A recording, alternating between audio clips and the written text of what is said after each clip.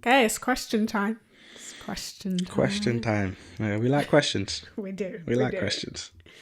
And this one was left on our Trauma in the Dunes video. Mm-hmm. And it's a question from Kiali. I hope I'm saying that right. It says, beautiful video. Any advice on how exactly you trigger good genetic memories?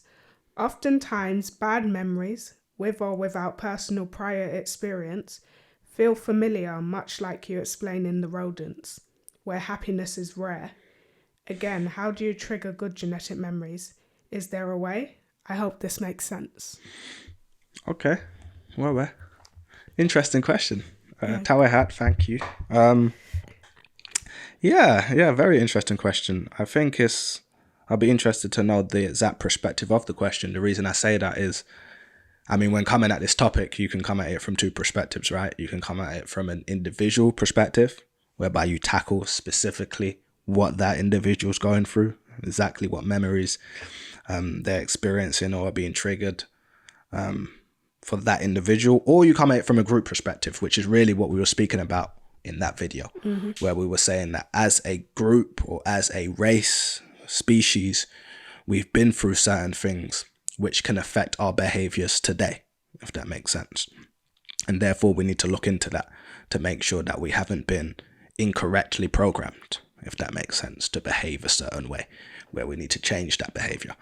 So yeah, very, very interesting question.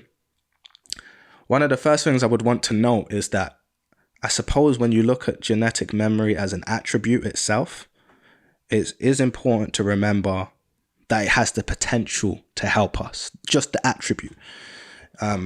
Whereby, because obviously you see phrases like bad genetic memories and so on and so forth, and I think I understand what's being said, but I want to make sure that we know, just to avoid confusion, that the concept itself has the potential to help us, right? Because if we go through certain things in this generation repeatedly, perhaps, where we establish that, oh, okay, something's dangerous for us, we're encountering pain, if that makes sense, by way of this thing, whatever it is, future generations can then be automatically wary of such things in the environment, if that makes sense. They can say something in their genetics will say, hey, stay away from that.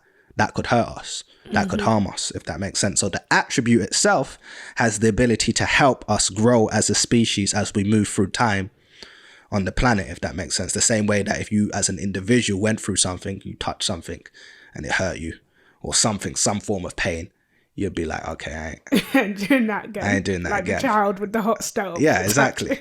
Child sees the fire, touches it, hurts. Like, okay, no more. I'm not doing that again. No more. Yeah, the smart children anyway. Sometimes they need 3 or 4 touches before they grasp. But yeah, anyway. So I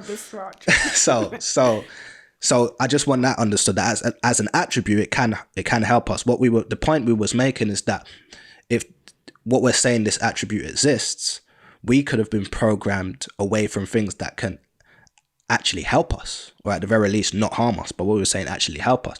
So when we look at what we've been through in recent generations, we were asking the question, could we say we've been programmed against our own mental freedom, made to fear our own freedom, made to fear our own way of life, because these things were literally beaten or tortured out of us, if that makes sense. So it can be used against us, where we now as intelligent beings need to question that, look at our recent history and make decisions and try to understand if our behavior has been affected too extremely or in a negative way by what we've been through in previous generations. So that's the first thing. So yeah, in answering the question, I suppose we can attempt to answer it from an individual perspective, but I think that's difficult. I personally think that's difficult, because unless I know what a specific individual is going through, their environment day to day, what they're absorbing, whether it's the TV shows they watch, the movies they watch, the books they read, the general images they see, what's in their house, what's in their workplace, where, so on and so forth, their constant environment, social media, etc., etc. All these things have a part to play in keeping you in a certain mind state, which will then determine what you're moved towards within your genes, if that makes sense. So if you're constantly got negativity around you, you're going to be moved towards the more negative things in your lineage. Whereby if we change that now and put positivity around you, that has the potential to move you towards more positive things in our lineage, if that makes sense. So often when talking about it as a concept, we speak about it from a group perspective, where we say we need to change the images that we're absorbing. Right. Because when you, and I think they mentioned it, they said something to the effect of happiness is rare, or you're moved towards bad genetic memories. Often the reason that is, on a whole, for us, is that we've gone through a bad time. So our recent genetic history, there's a lot of trauma involved. There's a lot of pain involved, if that makes sense. So living in this time where naturally it's going to be what you might term as more negative for us, because that's what we've been through recently. It's been negative things. So those are the things more likely to be triggered. We also got those things thrown at us constantly. Because remember in the original video, we spoke about Michael K. Williams and how reenacting a slave movie or reenacting the role of a slave potentially triggered a genetic memory that was in his lineage, right? And then we also said, we've seen enough slave movies.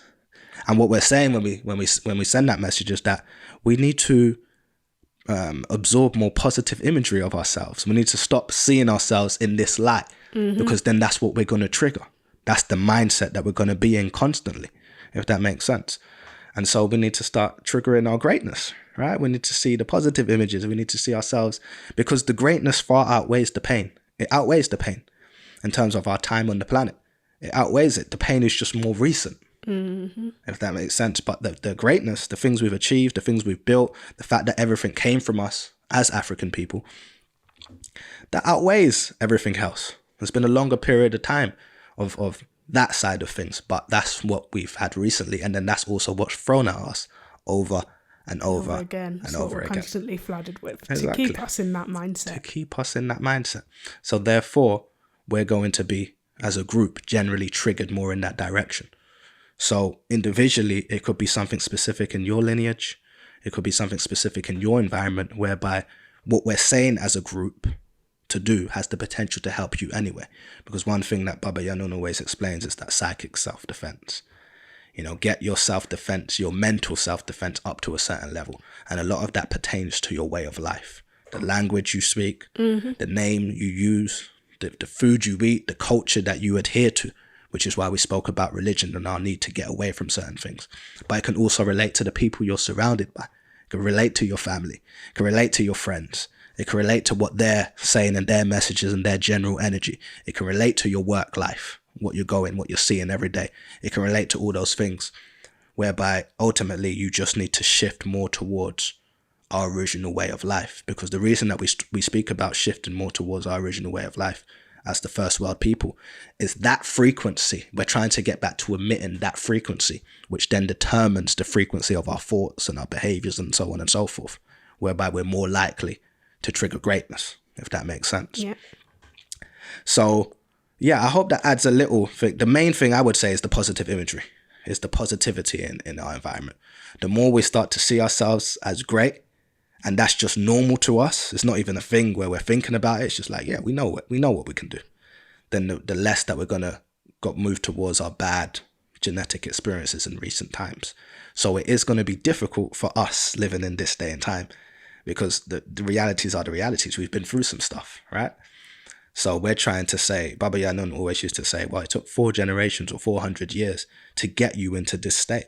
So it's going to take 400 years or 4 generations to get you out of it, if that makes sense. So we have to improve generation by generation by generation. That's why we always say in it, we really have a selfless job to do. Yeah, we do. Because we're not necessarily going to reap the benefits Exactly of our struggle. Yeah, it's not like that. Exactly that. So we're gonna reach a situation in a few generations' time, if we improve as I think we will, where they won't even ask questions like, how do we avoid triggering bad genetic memories and how do we trigger good genetic memories? Because what would have been in their recent genetics is positive. So yeah, I'm not saying write us off, this generation as a generation. I'm just saying it's going to be difficult for us to avoid the trauma completely, because it is there. So what we're trying to do is, whilst we're also trying to change our frequency and you know, bring the race or the species or the tribe or the nation, whatever term you want to use, back towards greatness, we're also trying to make sure that future generations are able to shift more automatically. You know, and that pertains to a lot of different things. You know, we speak about the educational system and the systems in general. which I want to get into actually, plugging yourself into the correct systems, if that makes sense, because educational systems will have our children thinking that they're not as great as they are. And what you think is what you become, if that makes sense. So that's the main problem. We're not learning early how great we are. We're learning more about, the hardships we've been through. I'm not saying we shouldn't learn about those things, but we need to keep it in balance, if that makes sense. So your educational system, what you learn early, a lot of your programming is done early. It's done early, so it's difficult to get out of. So it's difficult because we're in traumatic situations whereby our families, our lineage, they behave as a reaction of their trauma. So oftentimes the people closest to you aren't necessarily that good for you as well. So we got to keep that in mind. But in general, we have to improve the situation generation by generation. So I hope that helps a little bit. I think so. Yeah, I hope that helps a little bit. Like I said, difficult to speak on an individual basis, but the things that we speak about doing as a group, learning our tones, language, psychic, self-defense, culture, positive imagery, learning about the real history of our people, what we've done, what we've achieved, all of that will help the group, but it will also help the individual on some level. So, yeah. Exactly that. Hope that helps.